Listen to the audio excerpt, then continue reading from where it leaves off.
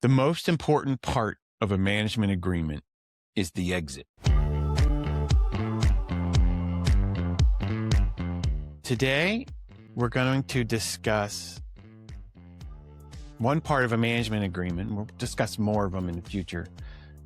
But the irony of this part, where I think most landlords aren't going to think it's the most important part or the first part to discuss, but how do I get out of it? I'm a building owner. I decided I want flex in my office, in my building. I've picked the operator I think's great.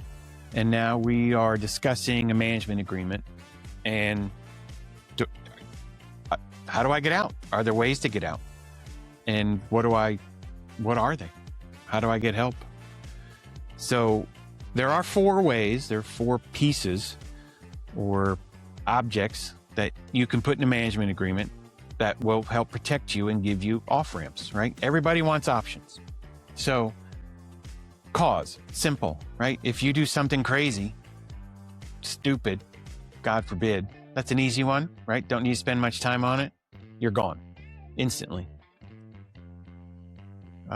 Without cause, there are a couple different ways. So the financial performance should have milestones, look-backs, and triggers where you can say, okay, over a course of period of time, you haven't achieved the goals that you've promised.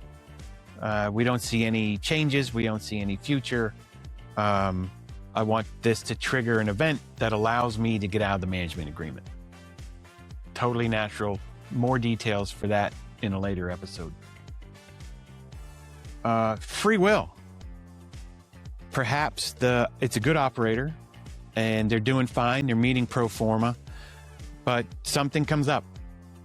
Maybe there's a large operator or a large tenant that just is in love with the space, and they give you a ridiculous offer for a lease or some agreement. You should have the right to explore that. You should have the right to take advantage of that.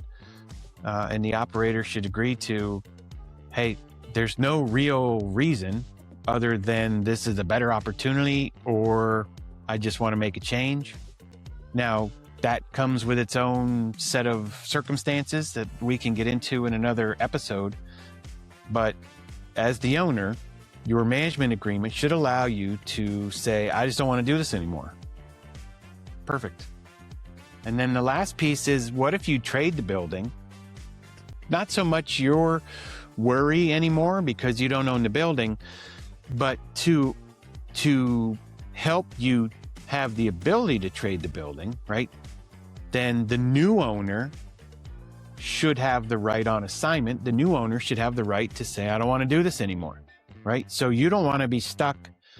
Hey, I've got a huge building and it's doing well, and I've got a co-working operator, but I can't sell it because these folks that are interested in it don't want a co-working operator. They self-perform, but they're trapped. They're stuck.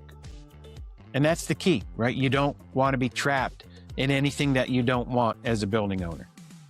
So 4 real reasons, 4 real pieces you should have in your, how do I get out of this? My termination rights, right? For cause is obvious. Don't need to spend time on that.